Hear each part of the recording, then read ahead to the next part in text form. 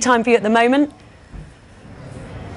Yeah, it is. Just did a bigger press workout just then, so save some time for you, don't worry about that. Oh, thanks very much, David. Now, less than 2 weeks to go now. I mean, Tyson Fury has said you're going to need all the preparation you can get, but how are your preparations going down there? Yeah, good. Very, very good. It's been very tough, very grueling.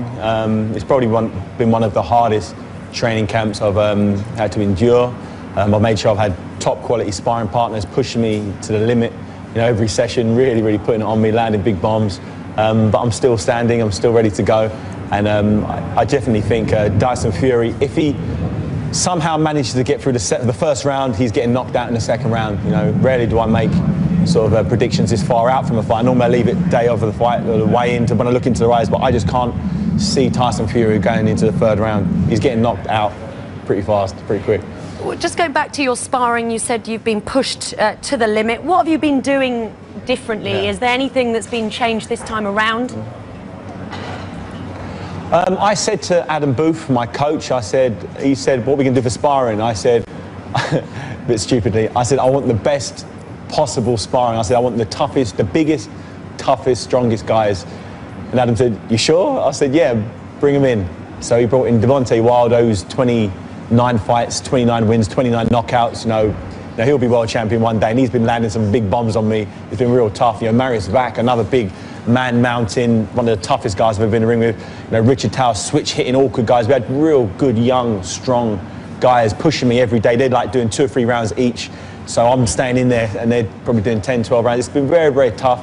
But come fight night, you know, Tyson Fury is going to be in a world of trouble. You know, Sky box office is. It's going to be worth paying the money, believe me. I bet it will be. Now, David, just have a listen to this. This is what Tyson Fury told us earlier this week. So I hope they've been training him really hard and preparing him well, because he's going to need it, you know. He's everything's against him. His age, his size, his speed, everything. It's an uphill battle from round one. So he's going to need all the preparation he can get. Did you hear that, David? What did you make of that? He's lost. He's reaching. He's really reaching. Speed. Well, I'm the fastest heavyweight on the planet. You know, I've taken the biggest shots from the biggest guys. My chin's good. Nothing wrong with my age. I'm 32 years old. You know, that's not old. You know, I'm not as young as him, but he's green. He's never. In my 32 years, I was world champion while he was still an amateur. That's the difference between it. I've been at the highest level for a long time. This is his first step up. And he's going to get checked pretty quick. And I'm looking forward to it, because everyone's excited about this fight. Everybody wants to see an explosive heavyweight contest, and is this what this one brings? You know, so I can see the finishing line. I can't wait to get in there and rip this poor young lad's head off.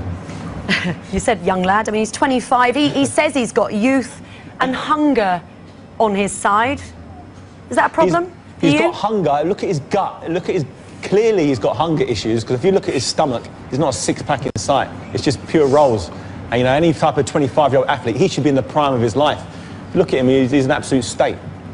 What about his height? Any height issues? I mean, he's 6'9", David. How have you been preparing for that? Okay.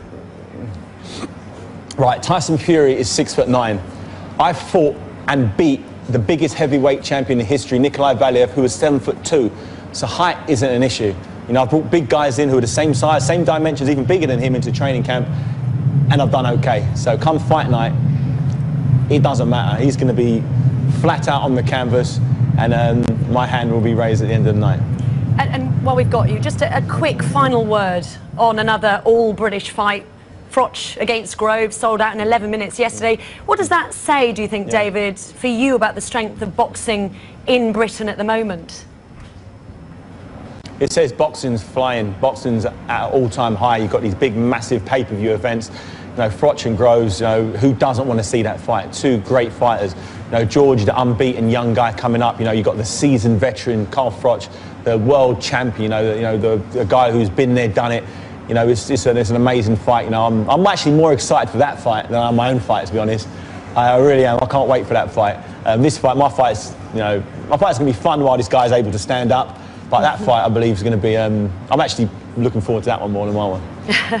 We're looking forward to both of them, I must say, here at Sky. I must also just quickly finally ask you about this rumour that's going around about Adam Booth splitting with George Groves. I mean, do you know if Adam is preparing George for the fight against Carl Froch? Last I heard, that isn't the case. But you know, your guess is as good as mine. It's all rumours at the moment. I haven't been told anything concrete yet, but you know, I know as much as you do. Okay, well, hopefully... Probably a little less than you, probably, but... I don't know about that. Might get a word with Adam Booth later on. David, thank you so much for taking the time, and all the best in 10 days' time. Thank you very much. See you soon. 2 British heavyweights.